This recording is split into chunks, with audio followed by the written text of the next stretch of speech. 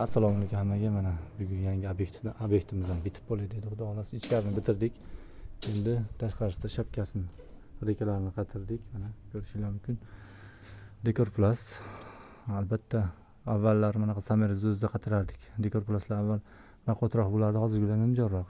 Shu sababli endi mana qangi tunikani olyapmizda.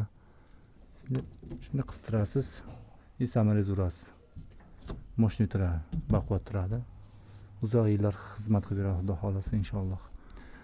Va bu patrolimiz bitgandan keyin albatta buni orqasiga rekani ustidan karton tashlash kerak обязательно. Nimaga? Sabab ertadan keyin saratonda yozda bu plastigimiz egiladi. Quyosh ko'p bo'lganligi sababi, ko'p tushganligi sababli isitadi shipirdan. Shuning uchun karton tashlasa qalin kartondan ozgina bo'lsa ham to'sadi quyoshni. Shu sababli buni egilmasdan uzoq yillar xizmat qiladi. Bundan keyin yana bitta obzorini qo'yamiz.